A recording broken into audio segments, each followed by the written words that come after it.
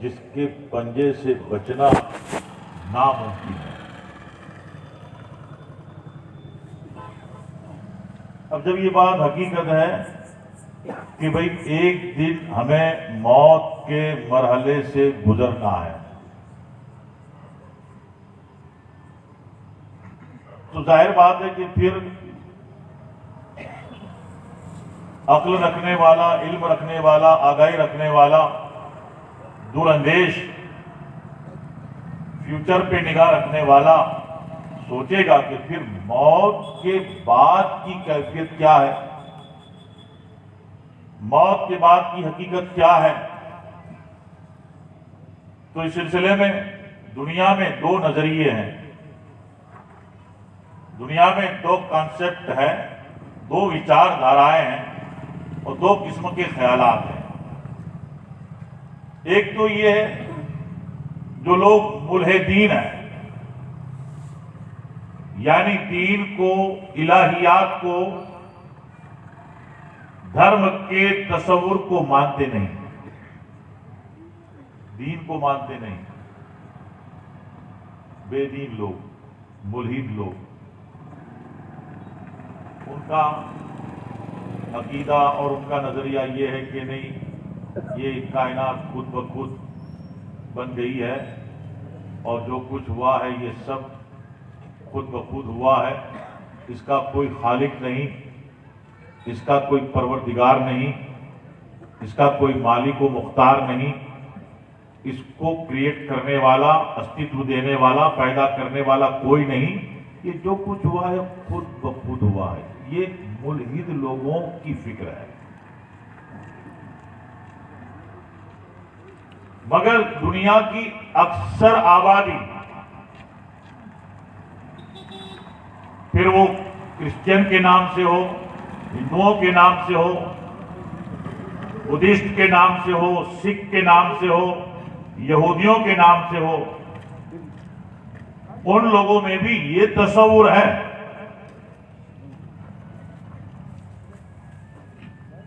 کہ مرنے کے بعد ہمیں اپنے اچھے اور برے اعمال کا حساب اپنے مالک کی بارگاہ میں دینا ہے، اور ساری رسومات ان کے یہاں ہوتی ہے۔ لیکن در حقیقت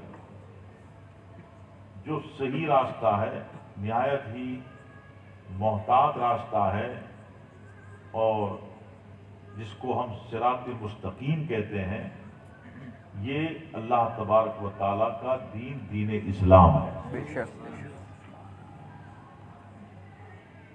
اور اس میں جو عقیدے ہیں، جو نظریات ہیں، جو خیالات ہیں، وہ پیور خیالات ہیں، خالص خیالات ہیں، جو قرآن نے کہا اور جو حدیث شریف میں کہا اور جو شریعت مطہرہ نے کہا، اور جس کی وضاحت، جس کا خلاصہ اور جس کی تفہیم آج تک کے مجتہدین، مجددین، اغواث، اقطاب، علماء، فقہائے کرام، اولیاء کرام ہمارے سامنے رکھتے رہے، ہم اسی پر مضبوطی سے، سختی سے قائم۔ مگر اس میں بھی جو سچی راہ پر ہے وہ مذہب اہل سنت والجماعت ہے، ورنہ اسلام نام کے، دین نام کے بہت سے فرقے ہیں۔ اہل سنت والجماعت کا جو تصور ہے، اہل سنت والجماعت کی جو فکر ہے، اہل سنت والجماعت کا عقیدہ ہے، وہی حق ہے اور وہی قرآن سے ثابت ہے، وہی حدیث پاک سے ثابت ہے، اور وہی مذہب، وہی مسلک خلفائے راشدین، صحابہ کرام، تابعین، تبع تابعین، ائمہ مجتہدین کا اور اولیاء کاملین کا پہلے تھا جو آج ہے۔ اصل میں تشریف لائے بات، جس کو اسلام کہتے ہیں، دین کہتے ہیں، یہ بہت پرانا، اسلام جس کو کہتے ہیں، دین کہتے ہیں، یہ سیدھا حضرت آدم علیہ السلام سے جا کے ملتا ہے۔ دین جس کو کہتے ہیں، اسلام جس کو کہتے ہیں، لوگوں کے خیال اور لوگوں کے تصور میں یہ ہے کہ آخری نبی صلی اللہ علیہ وسلم تشریف لائے، اس کو 1400 سال ہو گئے، تو یہ جو دین ہے اس کی کل ملا کے عمر 1400 سال ہے۔ یہ حقیقت نہیں ہے، بلکہ اس دین کی عمر اسی قدر ہے جتنی عمر انسانیت کی ہے۔ اس دین کی عمر جتنی عمر انسانوں کی ہے، جتنا پرانا انسان ہے، جتنا قدیم انسان ہے، اسی قدر یہ دین بھی پرانا ہے۔ آدم علیہ السلام آئے تھے، یہی عقیدہ لے کے آئے، یہی تصور لے کے آئے، لا الہ الا اللہ، آدم نبی اللہ۔ پھر آدم علیہ السلام کے پردہ فرمانے کے بعد آپ کے لگتے جگر آپ کے بیٹے حضرت شیش علیہ السلام کو اللہ نے دین کی ذمہ داری دی، اور ان کا بھی یہ کلمہ، ان کا بھی یہ پیغام، ان کا بھی یہ عقیدہ، لا الہ الا اللہ شیش نبی اللہ۔ پھر حضرت شیش علیہ السلام کے بعد اس کائنات میں ہر دور میں، ہر زمانہ میں نبی آتے رہے، کبھی کبھی 2 نبی، کبھی 4 نبی، کبھی 5 نبی ایک ساتھ ہوتے رہے۔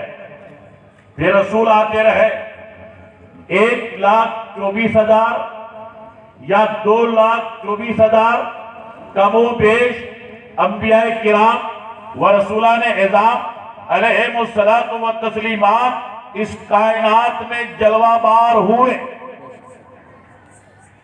حضرت ابراہیم علیہ السلام جو دین لائے، ان کے لگتے جگر حضرت اسحاق علیہ السلام، حضرت اسماعیل علیہ السلام،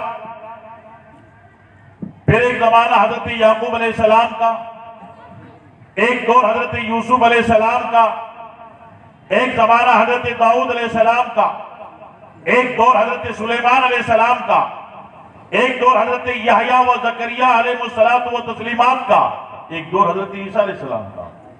تو دین اسلام کوئی 1400 سال، 1450 سال پرانا نہیں ہے۔ ذہن میں اگر کوئی ایسی بات ہو تو نکال دینا۔ آج کچھ لوگ اس ایشو کو لے کر کے مسلمانوں کو مروب کرتے ہیں۔ ارے انہیں پتا نہیں کہ تمہارا ہمارا پوری دنیا کا باپ اس کائنات میں آیا تھا تو اسلام لے کر کے آیا تھا۔ سبحان اللہ، سبحان اللہ۔ اوریجنل آئٹم اسلام ہے، باقی جو کچھ ہے وہ کچرا ہے۔ کچرے میں اتنی جرت آ گئی کہ اوریجنل آئٹم کو للکارے، کاچ کے ٹکڑے ہیروں کو للکارنے نکلے ہیں۔ ہم اس سے کہتے ہیں کہ اپنی اوقات کو پہچانو، اسلام کی طرف انگلی اٹھانا۔ یہ اور بات ہے کہ یہ قوم مسلم اتنی غافل ہو گئی ہے، انہیں اپنے ہاتھ کے سچے ہیرے کی قیمت معلوم نہیں ہے۔ کاچ کے ٹکڑوں کو دیکھ کر کے یہ لوگ چکا چند ہو جاتے ہیں۔ حقیقت یہ ہے، ریالٹی یہ ہے کہ اسلام، ہاں دین اسلام کمپلیٹ ہوا ہمارے نبی کی آمد سے۔ بے شک، سبحان اللہ۔ دین اسلام کمپلیٹ ہوا۔ قرآن پاک میں اللہ تبارک و تعالیٰ ارشاد فرماتا ہے، اليوم اکملت لکم دینکم واتممت علیکم نعمتی ورضیت لکم الاسلام دینا۔ ہمارے نبی صلی اللہ علیہ وسلم اور نبی صلی اللہ علیہ وسلم کے ساتھ 1,00,000 سے زائد صحابہ کرام احرام کی حالت میں عرفات کے میدان میں وقوف کی حالت میں تھے۔ عرفات میں وقوف کر رہے تھے 9 ذی الحجہ کے دن، یوم العرفہ، اور اس موقع پر کچھ آیتوں کا نزول ہوا۔ ان میں سے یہ آیت پاک ہے جس میں اللہ تعالیٰ نے اپنے نبی صلی اللہ علیہ وسلم کو مخاطب کر کے یہ بشارت، یہ گڈ نیوز اور یہ خوشخبری سنائی جس کا انتظار آدم سے لے کر حضرت عیسیٰ علیہ الصلوۃ و تسلیمات سب کو تھا۔ ابراہیم علیہ السلام کو بھی انتظار تھا، موسیٰ علیہ السلام کو بھی انتظار تھا، مگر یہ سعادت اور یہ شرف اللہ نے اپنے حبیب کو عطا فرمایا۔ سبحان اللہ، سبحان اللہ۔ الیوم اکملت لکم دینکم، آج کے دن میں نے تمہارے لیے تمہارے دین کو کمپلیٹ کر دیا، کامل کر دیا۔ وَأَتْمَمْتُ عَلَيْكُمْ نِعْمَتِي، اور میں نے آج تمہارے لیے اپنی ساری نعمتوں کو تمام کر دیا اور تمہارے لیے میں نے دین اسلام کو پسند کر لیا۔ سبحان اللہ، سبحان اللہ۔ اس لیے یہ بات ذہن میں رکھنا کہ دین 1400 یا 1450 سال پرانا نہیں ہے، بلکہ زمین پر جتنا پرانا انسان ہے اتنا پرانا دین اسلام۔ ہاں، اس دین کی تکمیل کے لیے نبوت و رسالت کی آخری کڑی، نبوت و رسالت کی آخری کڑی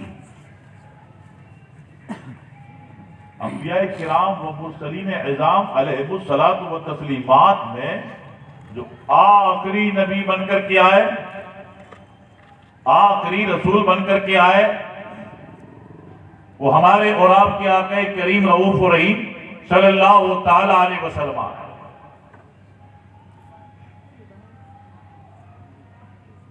اللہ تبارک و تعالیٰ نے قرآن میں جو تصور دیا وہی تصور توریت میں، وہی تصور زبور میں، وہی تصور انجیل میں۔ اس لیے کہ تورات اللہ نے نازل کی حضرت موسیٰ علیہ السلام پر، انجیل اتاری اللہ تعالیٰ نے حضرت عیسیٰ علیہ السلام پر، اور زبور کو اتارا اللہ تعالیٰ نے حضرت داؤد علیہ السلام پر، اور ہر رسول نبی پر کچھ صحائف اور کتابوں اور کلام کا نزول ہوتا رہا۔ تو یہ سب کے سب اللہ کے دین کے داعی ہیں، اللہ کے دین کے پرچارک ہیں، مبلغ ہیں، اور اللہ کے دین کی اشاعت کرنے والے ہیں۔ اس لیے موت و زندگی کا تصور آدم علیہ السلام سے لے کر کے ہمارے اور آپ کے آقا جناب محمد رسول اللہ صلی اللہ علیہ وسلم تک جو دیا گیا وہی سچا، پرفیکٹ اور کلیئر تصور ہے، وہی مکمل تصور ہے۔ قرآن میں بہت سی جگہ پر زندگی کے تعلق سے، موت کے تعلق سے الگ الگ ڈھنگ سے عمومی طور پہ انسانوں کو اور خاص طور پہ مسلمانوں کو آگاہ کیا، باخبر کیا۔ اس آیت پاک میں جو بعد خطبہ اس ناچیز حقیر نے آپ کے سامنے تلاوت کرنے کا شرف حاصل کیا، اللہ ارشاد فرماتا ہے منہا خلقناکم وفیہا نعیدکم ومنہا نخرجکم تارۃ اخری۔ اے انسانوں، ہم نے تم کو اس مٹی سے پیدا کیا۔ تو مٹی سے پیدا ہونے کا تصور ہی سب سے پہلے اس دنیا میں اسلام نے دیا۔ ہم نے تم کو اس مٹی سے پیدا کیا، منہا خلقناکم وفیہا نعیدکم، پھر اس میں ہم تمہیں واپس کر دیں گے، واپس لوٹا دیں گے۔ مگر یہ واپس لوٹانا، واپس پھیرنا، ریٹرن کر دینا فائنل نہیں ہوگا، آخری نہیں ہوگا، بلکہ یہ بھی ایک چیپٹر کا حصہ ہے، پرکرم کا ایک بھاگ ہے جو انتم نہیں ہے۔ یہاں چیپٹر فنش نہیں ہوتا، یہاں پرکرم سماپت نہیں ہوتا، بلکہ پروگرام کا ایک بھاگ ہے۔ منہا خلقناکم، ہم نے تم کو اس مٹی سے پیدا کیا، وفیہا نعیدکم، پھر ہم تمہیں اس مٹی میں واپس کر دیں گے۔ تو اسلام کا طریقہ دادا آدم سے اولڈ طریقہ، پرانا طریقہ یہ ہے کہ جب انسان انتقال کرتا ہے تو اسے دفنایا جاتا ہے۔ بے شک۔ پھر بعد میں جو طریقے لوگوں نے اسلام سے ہٹ کے، دین سے ہٹ کے ایجاد کیے، یہ ان کی اپنی تاریخ ہے کہ یہ سب بعد کی پیداوار ہیں۔ اصل میں جو سب سے وجود میں آیا وہ اسلام ہے۔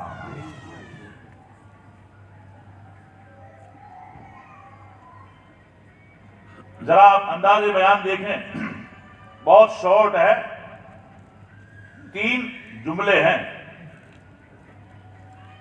3 فقرے ہیں، 3 سینٹنس ہے۔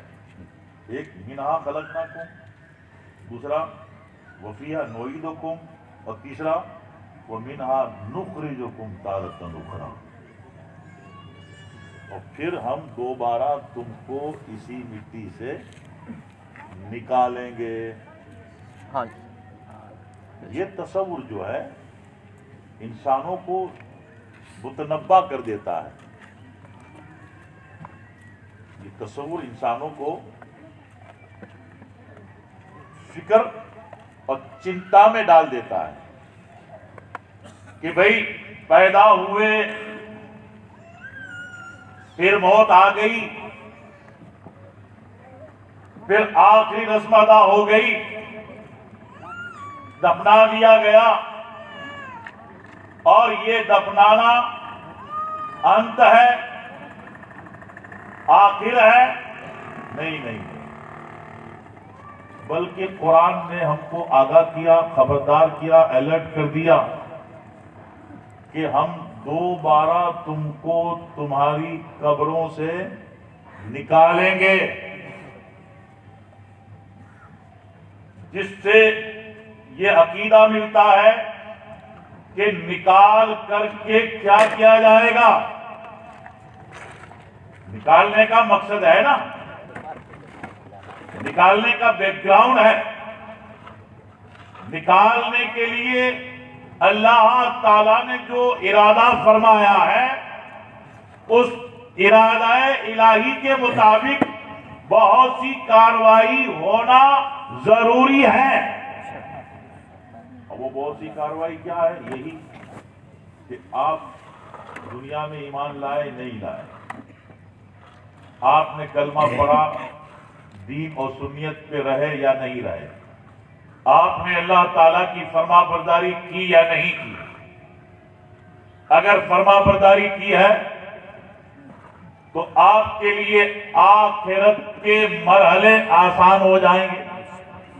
امیر المومنین حضرت عثمان غنی رضی اللہ تعالیٰ بہت رقیق القلب تھے، بہت نرم دل تھے، اور نماز پڑھتے تو رونا شروع کر دیتے، تلاوت کرتے تو رونا شروع کر دیتے، کوئی خطیب بیان کرتا خوف خدا بندی کا تو وہ متاثر ہو جاتے اور رونا شروع کر دیتے۔ لیکن راویوں نے بتایا کہ حضرت عثمان غنی رضی اللہ تعالیٰ جب قبرستان جاتے تھے تو وہاں سب سے زیادہ روتے تھے، نماز میں بھی روتے، تلاوت کے وقت بھی روتے، دعا کے وقت بھی روتے، جب کوئی خطاب کرتا اللہ تعالیٰ کے خوف، اللہ تعالیٰ کی خشیت کے تعلق سے، اس وقت بھی روتے۔ لیکن سب سے زیادہ حضرت عثمان غنی قبرستان جاتے تھے تو روتے تھے۔ آپ سے سوال بھی ہوا، آپ کو پوچھا بھی گیا کہ اے امیر المومنین، یہاں قبروں کو دیکھ کر کے اس قدر زیادہ رونے کی وجہ کیا ہے؟ اور یہ سوال اس لیے کیا گیا کہ پوچھنے والے بھی یہ چاہتے تھے کہ یہ حضور کے نائب ہیں، حضور کے خلیفہ ہیں، یہ امیر المومنین ہیں، اور ان کا عمل جو ہے وہ ہمارے لیے دلیل ہے، سبحان اللہ، ہمارے لیے نمونہ ہے، ہمارے لیے آدرش سوروپ ہے، ہمارے لیے ایک بہترین مثال ہے۔ اس لیے پوچھا جائے تاکہ یہ ہمیں بتائیں، ان کا بتانا ہمارے لیے بہتر ہو، اچھا ہو، شریشٹھ۔ حضرت امیر المومنین عثمان غنی رضی اللہ تعالیٰ عنہ جواباً ارشاد فرماتے ہیں کہ میں اس لیے روتا ہوں کہ میرے آقا صلی اللہ علیہ وسلم سے میں نے سنا، میرے نبی صلی اللہ علیہ وسلم سے میں نے سنا، القبر اول المنزل من منازل الآخرہ، کہ یہ قبر ہے آخرت کی منزلوں میں سے پہلی منزل ہے، جو یہاں سنبھل گیا آخر تک سنبھلتا جائے گا، اور جو یہاں پھسل گیا وہ آخر تک پھسلتا رہے گا۔ بے شک اس لیے میں قبر کو دیکھ کے روتا ہوں اور رو کر اللہ تعالیٰ کی بارگاہ میں گر گرا کے دعا کرتا ہوں، اللہ تعالیٰ کی بارگاہ میں التجا کرتا ہوں، اے اللہ یہاں ہمیں سنبھالنا۔ قول ثابت جو دنیا اور آخرت کے تعلق سے قرآن نے بتایا، اس قول ثابت پر برقرار رہنے کی اللہ کی بارگاہ میں التجا کی جاتی ہے۔ حضرت عثمان غنی رضی اللہ تعالیٰ عنہ فرماتے ہیں کہ اس لیے روتا ہوں کہ میں دعا کروں کہ مولا مجھے قول ثابت پہ قائم رکھنا۔ دین پڑھانا کہ یہ تو جنتی تھے، بے شک سبحان اللہ جنت کو خرید چکے تھے، سبحان اللہ رسول پاک کے نائب، مگر یہ ان کا عمل ہمارے لیے ہدایت ہے، سبحان اللہ ہمارے لیے نصیحت ہے، بے شک تاکہ ہم لوگ اتنا خیال کریں کہ جب یہ نبی پاک صلی اللہ علیہ وسلم نے فرمایا کہ عثمان جنتی ہے، سبحان اللہ عثمان نے جنت کو خرید لیا، اس کے باوجود خوف خداوندی اور خشیت ربانی کا عالم یہ ہے کہ تلاوت کریں تو روئیں، نماز پڑھیں تو روئیں، سجدہ کریں تو روئیں، کسی سے اللہ کا ذکر سنیں تو روئیں، اب قبرستان جائیں تو روئیں۔ سبحان اللہ یعنی یہ ہمارے لیے ایک بہترین نصیحت، بے شک ہمارے آقا صلی اللہ علیہ وسلم نے اس سلسلے میں ایک اور ہم کو پیغام دیا۔ صحابہ کرام رضوان اللہ تعالیٰ علیہ مجمعین نبی صلی اللہ علیہ وسلم کی خدمت میں حاضر تھے، اور پھر ہمارے آقا صلی اللہ علیہ وسلم نے اس موقع پر صحابہ کرام کو مخاطب کر کے ایک پیغام دیا ہم کو، اور وہ پیغام قیامت تک کے مسلمانوں کے لیے۔ صحابہ کرام اس پیغام کے اولین مخاطب ہیں، اور ان کے حوالے سے یہ پیغام پوری کائنات کے مسلمانوں کے لیے۔ آقا کریم صلی اللہ علیہ وسلم ارشاد فرماتے ہیں، سیاتی علی امتی زمان،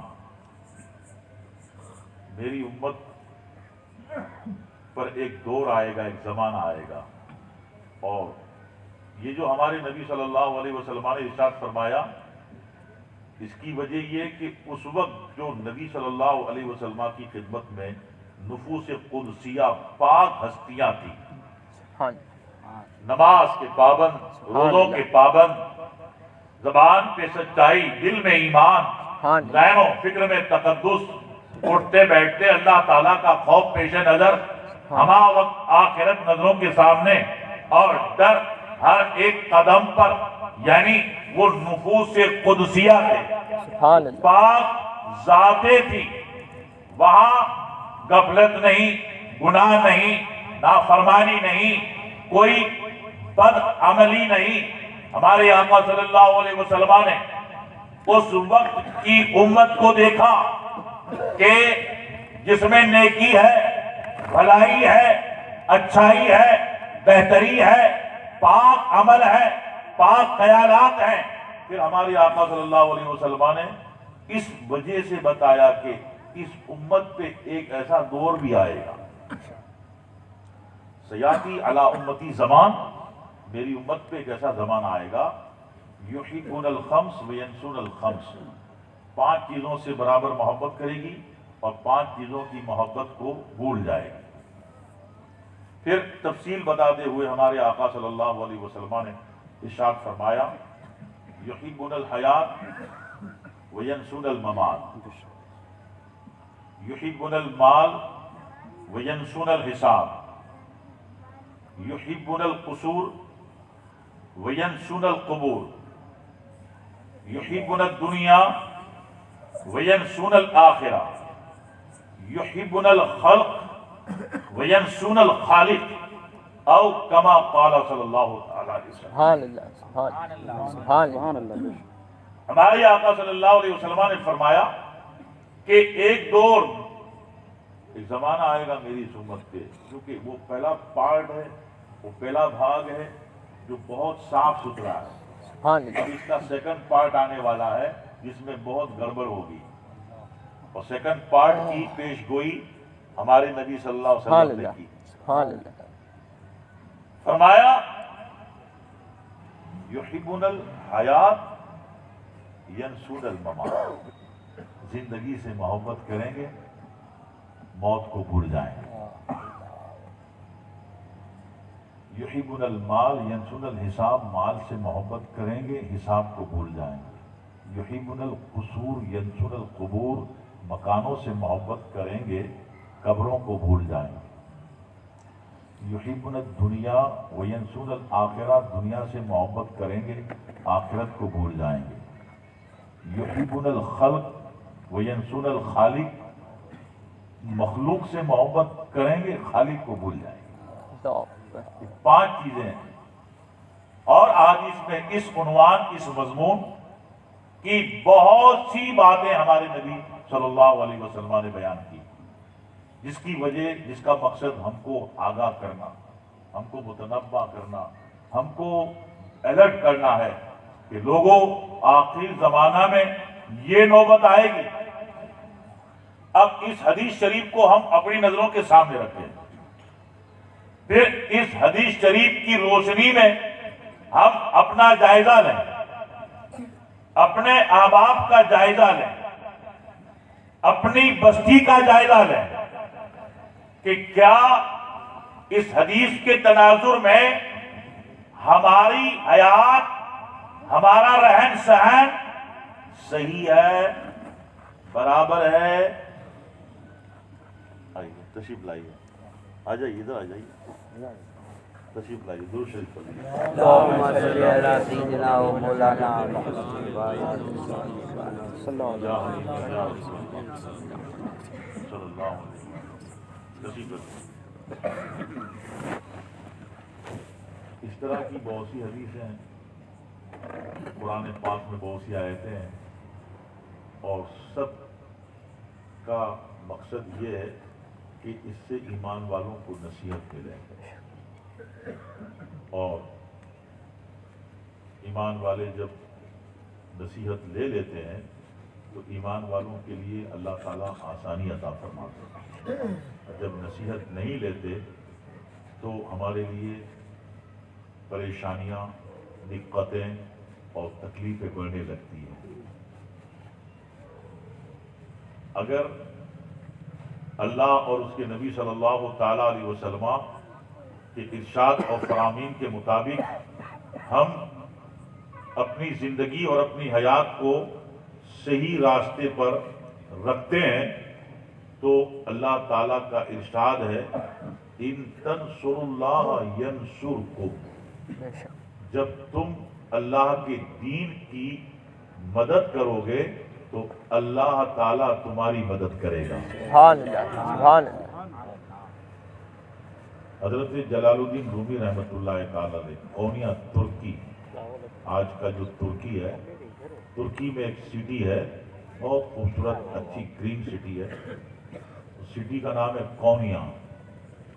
اور کونیا میں حضرت جلال الدین رومی رحمۃ اللہ تعالیٰ علیہ کا مزار ہے، وہاں سے 1 کلومیٹر کے فاصلے پر ان کے پیر و مرشد حضرت شمس تبریز کا مزار ہے۔ سبحان اللہ، سبحان اللہ۔ اور حضرت جلال الدین رومی رحمۃ اللہ تعالیٰ علیہ کے مزار شریف کے باہر ایسے جو صحن ہے وہاں بھی بہت سی قبریں ہیں، ان قبروں میں ایک قبر کھڑی قبر ہے۔ قبریں تو سب ہوتی ہیں جس طرح سے ہم اور آپ دیکھ رہے ہیں قبرستان میں کہ قبر کے اندر مرحوم کو لٹایا جاتا ہے، پھر قبر بنائی جاتی ہے، یہ قبر ہے۔ مگر وہاں دیکھا تو ایک کھڑی قبر دیکھی گئی. پوچھا گیا کہ یہ stand up grave, this is grave stand up, what is reason? کو پوچھا کہ اس کی وجہ کیا ہے؟ کہا اس کا بھی ایک بیک گراؤنڈ ہے، ایک ریزن ہے. وہ کیا ہے؟ کہا یہ حضرت جلال الدین رومی رحمۃ اللہ تعالی علیہ کے مرید بھی تھے، شاگرد بھی تھے اور خادم بھی تھے. سبحان اللہ. اور حضرت جلال الدین رومی رحمۃ اللہ تعالی علیہ کی خانقاہ میں آس پاس سے، قرب و جوار سے، دور و دراز سے جو لوگ آتے تھے ملاقات کے لیے، تو جو خدمت گزار تھے ان میں سب سے زیادہ خدمت یہ صاحب کرتے تھے. آنے والوں کو کھانا دینا، چائے پیش کرنا، ان کی ضرورتوں کو پوری کرنا، ان کا خیال رکھنا. لیکن حضرت جلال الدین رومی رحمۃ اللہ تعالی علیہ کی بارگاہ میں وہ بیٹھتے نہیں تھے، ہما وقت ہاتھ باندھ کے کھڑے رہتے تھے. جب تک کوئی کام نہیں ہے تب تک کھڑے رہتے تھے، اور جب کوئی کام ہو تو کام میں لگ جاتے تھے. مہمانوں کو بٹھانا، ان کے لیے بستر لگانا، ان کا سامان اٹھانا اور ان کے لیے کھانا لگانا. جب فری ہو جاتے تھے، نماز سے فری ہو گئے، تلاوت سے فری ہو گئے، اب پیر کے سامنے 10 بستہ کھڑے ہو گئے. حضرت جلال الدین رومی رحمۃ اللہ تعالی علیہ سے پہلے ان کا انتقال ہو گیا، اور حضرت جلال الدین رومی رحمۃ اللہ تعالی علیہ کی خانقاہ کے برآمدے میں ان کو دفنایا گیا. ان کی قبر بنی، نماز جنازہ کے بعد قبر میں دفنا دیا گیا. پھر جب حضرت جلال الدین رومی رحمۃ اللہ تعالی علیہ کا وصال ہوا اور اسی جگہ حضرت جلال الدین رومی کو بھی دفنایا، جیسے لوگوں نے حضرت جلال الدین رومی رحمۃ اللہ تعالی علیہ کی جسم پاک کو قبر میں اتارا، قبر میں لیٹایا، تو یہ اپنی قبر سے ہاتھ باندھ کے کھڑے ہو گئے. سبحان اللہ. سبحان اللہ. کفن پوش، دست بستہ، تعظیم پیر میں کھڑے ہو گئے. سبحان اللہ. اب دیکھ کر کے لوگ حیران رہ گئے، کیا کیا جائے؟ صاحب کھڑے ہو گئے، کیسے کیا جائے؟ بٹھایا کیسے جائے؟ لیٹایا کیسے جائے؟ اب ایسے موقع پہ کوئی لوگ ہمت بھی نہیں کریں گے نا. قبر سے کفن پہنے ہوئے کتنے مہینے یا کتنے سال گزر گئے، یہ اب 10 بستہ کھڑے ہو گئے. اب ان کے قریب ظاہر بات ہے کہ میرے جیسا آپ جیسا تو کوئی جائے گا نہیں. جو نیک، جو اچھا پرہیزگار، خود اللہ کا برگزیدہ بندہ ہو، آ جائیے یہاں تشریف لائیے، آ جائیے اور کرسی لگا دینا. ہاں تشریف لائیں، درود شریف پڑھ لیں. اللهم صل على سيدنا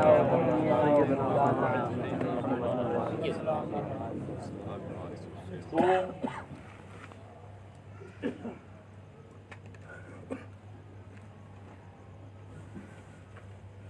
لوگوں نے بہت کوشش کی، لیکن کوئی انہیں بٹھا نہیں سکا یا لیٹا نہیں سکا. تو کچھ جو اہل اسرار، صوفیاء کرام، بزرگان دین وہاں جنازے میں شریک ہوئے تھے، انہوں نے لوگوں سے کہا کہ اگر انہیں قبر میں لیٹانا ہے، اگر انہیں قبر میں لیٹانا ہے تو ایک کام کرنا ہوگا، وہ یہ کہ حضرت کو جو یہاں دفنایا ہے، حضرت کو دور دفناؤ تو یہ لیٹیں گے، اور اگر حضرت کی قبر یہیں رہی تو لیٹیں گے نہیں، یہ حضرت کے ادب میں یہیں کھڑے رہیں گے. سبحان اللہ. ہنگامہ زندگی میں تھا، مرنے کے بعد بھی ہنگامہ زندگی میں تھا، مرنے کے بعد بھی مقتل میں اس کی لاش نے پھر سر اٹھا لیا. سبحان.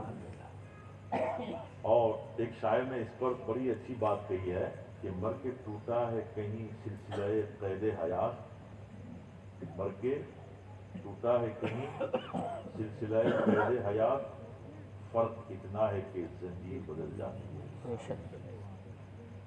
حضرات، قرآن نے یہ تصور دیا کہ تم کچھ نہیں تھے, تمہارا अस्तित्व نہیں تھا, تمہارا وجود نہیں تھا. اللہ رب العالمین نے اربع عناصر, 4 تत्व سے مکھیہ اور خاص تत्व مٹی ہے, اور مٹی ہی سے پیکر بنانا تھا تو پانی کو بھی ملایا گیا, ہوا کا بھی ساتھ لیا گیا, حرارت آگ کا بھی ساتھ لیا گیا, کیونکہ ازل پیکر بنانا تھا. مٹی کا استعمال کیا گیا, مٹی سے پیکر بنا, زندگی عطا فرمائی, اور زندہ کر کے اللہ نے ایسے ہی نہیں چھوڑ دیا, بلکہ اس کی بہتری کے لیے, اس کی تعلیم کے لیے, اس کی تربیت کے لیے, اس کی ہدایت کے لیے, اس کو اچھے سنسکار دینے کے لیے, اس کو اللہ تعالیٰ کی معرفت سے وابستہ اور جڑے ہوئے رکھنے کے لیے اللہ تعالیٰ نے نبیوں کو بھیجا, رسولوں کو بھیجا, وحی کو بھیجا, دین کو بھیجا, شریعتوں کو بھیجا, تاکہ یہ بندہ ان کے توسط سے ہمارا ہو کے رہے. پھر جب موت آتی ہے تو قبروں کے حوالے ہو جاتے ہیں. اب قبروں کے حوالے ہو گئے تو ڈاکٹر اقبال نے جو کہا کہ موت کو سمجھے ہیں غافل اختتام زندگی. لوگ سمجھتے ہیں کہ بس موت آ گئی, ختم ہو گیا, مگر اسلامی نقطۂ نظر سے, اسلامی پوائنٹ آف ویو سے اور اسلامی نظریات سے یہ سوچ غلط ہے. اسلام یہ بتاتا ہے, ڈاکٹر اقبال کہتے ہیں کہ یہ ہے شام زندگی صبح دوام زندگی. دنیاوی زندگی کی شام کا نام موت ہے, اور آخرت کی زندگی کی ایسی حسین صبح جس کے بعد کبھی شام آنے والی نہیں. ڈاکٹر اقبال نے کہا کہ موت تجدید مذاق زندگی کا نام ہے. تجدید مذاق زندگی جب کوئی ایک قانونی چیز ہوتی ہے جس میں لمیٹڈ ہوتی ہے, میعاد ہوتی ہے, وقت ہوتا ہے, سمے مریادہ 10 سال, اور جب وہ لمٹ پوری ہو جاتی ہے تو پھر ریویو کرایا جاتا ہے, اور جب ریویو کروا لو تو پھر وہ ویلڈ ہو جاتی ہے. تو ذوق زندگی موت بھی ختم نہیں کر سکتی, مگر کس کی؟ ایمان والے کی, جس نے نماز میں ذوق زندگی کو پایا, جس نے سجدے میں مذاق زندگی کو پایا, جس نے قرآن کے پاروں میں مذاق زندگی کو پایا, جس نے اللہ کے خوف سے آنسو بہا کر کے خدا کے خوف میں مذاق زندگی کو پایا, جس نے عدل اور نفس کشی میں مذاق زندگی کو پایا ہے, اس کے مذاق زندگی کو موت بھی توڑ نہیں سکتی.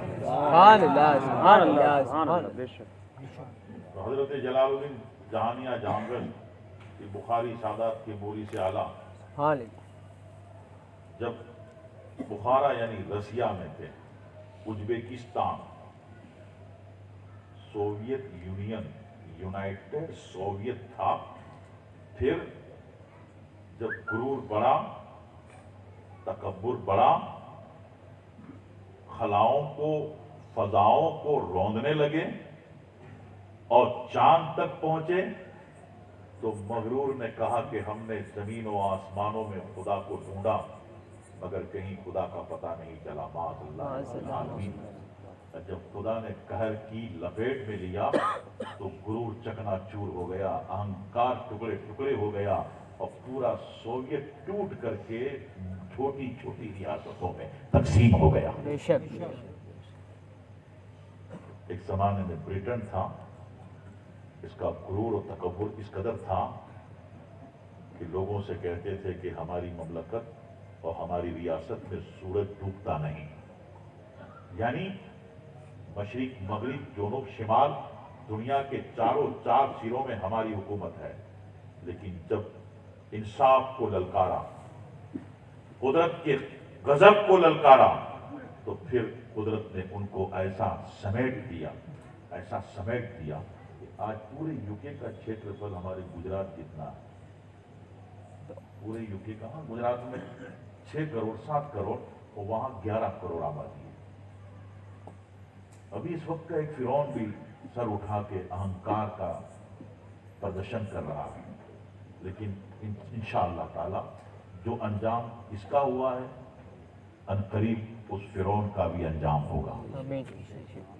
حضرات, ازبیکستان ایک الگ چھوٹی سی ریاست ہے جو رشیا سے سوویت یونین سے جو الگ الگ کنٹری بنی نا اس میں سے. وہاں یہ بلخ بخارا سمرقند تاشقند ہے. بخارا سے حضرت جلال الدین جہانیہ جہانگشت اس زمانے میں اجمیر شریف میں سرکار سلطان الہند عطائے رسول خواجہ معین الدین چشتی غریب نواز رضی اللہ تعالیٰ اسلام کی اشاعت، اسلام کے پرچار اور اسلام کی تبلیغ کے چشمے بہا رہے تھے. سبحان اللہ سبحان اللہ. ہزار نہیں لاکھ 90 لاکھ کے قریب لوگ آئے، آپ کے دامن سے وابستہ ہوئے اور اسلام کے دامن سے ابدی اور سرمدی طور پہ جڑ گئے. سبحان اللہ. یہ اس زمانے میں پوری دنیا میں میسج گیا کہ ہندوستان میں اجمیر شہر میں ایک ایسی ذات ہے جس کو مدینہ پاک سے اللہ کے نبی صلی اللہ علیہ وسلم نے ہندوستان کی زمین کے لیے اسلام کا عظیم مبلغ بنا کے بھیجا. سبحان اللہ. حضرت جلال الدین رومی نے جب وہاں سنا رسیا میں تو بے حد خوشی ہوئی اور آپ نے دل میں اشتیاق کیا کہ جاؤں گا ہندوستان، پہنچوں گا اجمیر اور میں اس ذات کا دیدار کروں گا اور اس کے دست پاک کا بوسہ لوں گا. سبحان اللہ سبحان.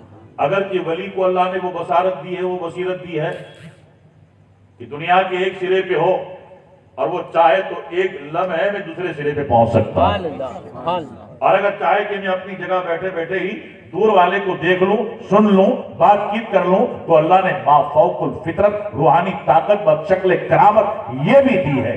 مگر حضرت کا ارادہ یہ تھا کہ میں فطری طور پر ما فوق الفطرت نہیں بلکہ فطری طور پہ چل کے سفر کر کے جاؤں گا تو اس کا لطف ہی کچھ اور ہے. سبحان اللہ. اس کا لطف ہی کچھ اور ہے. حضرت جب بتاتے اپنے سفر نامے میں لکھتے ہیں جلال الدین جہانیہ جہانگشت رحمۃ اللہ تعالیٰ نے جب اجمیر شریف پہنچا تو مجھے پتا چلا کہ کچھ دنوں پہلے سرکار غریب نواز رضی اللہ تعالیٰ عنہ پردہ فرما گئے.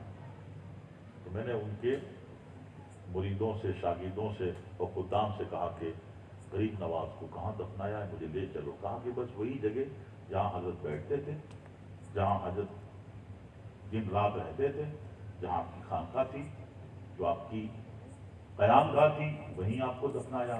اس وقت ایک قبر پاک تھی.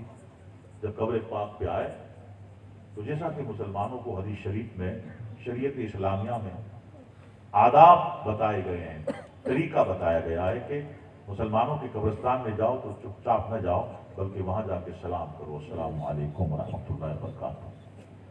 زندہ لوگوں میں بھی آؤ بلکہ اپنے گھر جاؤ تو چپ چاپ مت جاؤ، گھر جاؤ تو گھر والوں کو سلام کرو. ہمارے آقا صلی اللہ علیہ وسلم فرماتے ہیں کہ اگر مسلمانوں میں یہ سلسلہ، یہ سسٹم برابر جاری رہے گی تو اللہ کی طرف سے ان کی سلامتی کا انتظام بھی مضبوط رہے گا. جب مسلمان اس کو کمزور کر دیں گے، اس سے غافل ہو جائیں گے، تب مسلمانوں کے لیے تکلیفیں بڑھ جائیں گی. اللہ ہم کو ان ساری باتوں پہ عمل کرنے کی توفیق. آمین. حضرت جلال الدین جہانیہ جہانگشت رحمۃ اللہ تعالیٰ علیہ نے حضور غریب نواز کی قبر پاک پہ آ کے بآواز بلند کہا السلام علیکم یا سیدی معین الدین. وہ لکھتے ہیں اپنے سفر نامے میں کہ حضور غریب نواز کی قبر پاک سے مجھے بآواز بلند جواب ملا سبحان اللہ. وعلیکم السلام یا جلال الدین. سبحان اللہ. وہ کہتے ہیں کہ جب غریب نواز نے جواب دیا، جواب تو ہر ولی دیتے ہیں بلکہ ہر مومن دیتا ہے، اور بات ہے کہ ہم اس کے جواب کو سنتے نہیں، مگر یہ ولی ہیں، ان کی بات اور ہے. جلال الدین رومی نے کہا حضور زمانوں پرانی تمنا ہے آپ کا دیدار کرنا، اور آپ کے جس ہاتھ پر لاکھوں لاکھ بے ایمان گمراہ مشرکین و کافرین اپنا ہاتھ رکھ کر دین اسلام سے وابستہ ہوئے ہیں، میں آپ کے اس مبارک ہاتھ کا بوسہ لینا چاہتا ہوں. فرماتے ہیں جلال الدین رومی لکھتے ہیں اپنے سفر نامہ میں کہ حضور غریب نواز کی قبر پاک کھل جاتی ہے اور قبر پاک سے روشنی نکلتی ہے، خوشبو پھیل جاتی ہے، اور ایک پر نور تخت پہ خواجہ معین الدین چشتی जन्नत का लिबास पहने हुए तशरीफ फरमा होते हैं और मुझे देख के खड़े हो जाते हैं और कहते हैं कि जलालुद्दीन बहुत दूर से आए हो, मेरे मेहमान हो, तुम्हारी तमन्ना थी तो मेहमान की तमन्ना पूरी करना मेजबान का अपना अखलाकी जिम्मा होता है। लो मैं तुम्हारे सामने आ गया, तुम मुझे देखो मैं तुम्हें देखूं, तो ये मेरा हाथ है, तुम बोसा है। सुभान अल्लाह, सुभान अल्लाह। मौत तजदीद मदा की जिंदगी का नाम है। मौत तजदीद मदा की जिंदगी का नाम है। ख्वाब के पर्दे में बेदारी का पैगाम। ख्वाब के पर्दे में खाक होके इश्क में आराम से सोना मिला। सुभान अल्लाह। यही तस्वुर आला हजरत देते हैं। और आला हजरत का तस्वुर तो अल्लामा इकबाल से भी बहुत भारी है, सुभान आमदन अल्लाह, है। सुभान। कहते हैं कि खाक होके इश्क में आराम से सोना मिला, जान की इक्सीर है उल्फत रसूलुल्लाह। सुभान अल्लाह। इक्सीर का मतलब ये होता है कि जब किसी बेजान चीज में टच हो जाए तो उसको जान दे दे, या किसी धात में टच हो जाए तो उसको सोना बना दे। जान की इक्सीर है उल्फत रसूलुल्लाह की। अल्लाह ताला इरशाद फरमाता है, मिन्हा खलक़नाकुम व फीहा नुईदुकुम व मिन्हा नुखरिजुकुम तारतन उखरा। ऐ लोगों, हमने तुमको इस मिट्टी से पैदा किया और हम इस मिट्टी में तुम्हें लौटा देंगे और फिर हम दोबारा तुमको इस मिट्टी से निकालेंगे। अल्लाह ताला कबूल फरमाए। और मरहूमा मकफूरा अली बीमार थी, मौत से तकरीबन कुछ 12 घंटे पहले मैं खुद गया था। इस बीमारी में मरीजों की जो हालत होती है वो आपका भी मुशाहिदा है, हमारा भी तजुर्बा है। लेकिन हाजियानी को हमने जाके देखा, माशाअल्लाह कि आंखें खोली और जबान पे कलमा शरीफ और दुरूद शरीफ बराबर जारी, सुभान अल्लाह, सुभान अल्लाह। और कहीं कोई खराश तक नहीं। मैंने कहा कि देख बेटा हाजियानी, ये तेरे लबों पे कलमा और दुरूद शरीफ है, इसकी बरकत है कि इसने तेरे मर्ज को दबा के रखा है और तेरे जाहिर को, तेरी सूरत में, तेरी बॉडी में किसी किस्म की कोई खराश आने नहीं दी। इंशाअल्लाह जब तू कब्र में जाएगी तो मौत के बाद भी तेरा ये दुरूद और कलमा कब्र में तुझे अल्लाह की नेमतों से हमकनार कर।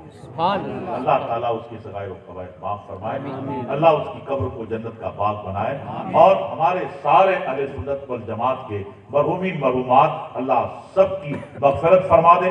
जनाब पीर दस्तगीर महबूब सुबहानी कुतुब रब्बानी अबू मोहम्मद मुहियुद्दीन अब्दुल क़ादिर जिलानी रज़ियल्लाहु तबारक व तआला व हुज़ूर सुल्तानुल हिंद अताए रसूल सरकार ख्वाजा मोइनुद्दीन चिश्ती गरीब नवाज रज़ियल्लाहु तआला अन्हु के सदक़े में, पीरो मुर्शिद हुज़ूर मुफ्ती आदम हिंद रहमतुल्लाह तआला अलैहि के सदक़े में अल्लाह हम सबको सिराते मुस्तकीम पर, दीने बरहक पर, मज़हब मुहज़्ज़ब, मज़हब अहले सुन्नत वल जमात पर, आज के दौर में मसलके हुज़ूर आला हज़रत इमाम अहले सुन्नत पर सख्ती से कायम रखे और बद अकीदा, बद मजहब, हर तरह की बातिल फिरकों से अल्लाह हमारी आपकी हिफाजत करे और तासुब परस्त ताकत और हासिदों के शर से अल्लाह हम सब की हिफाजत फरमाए।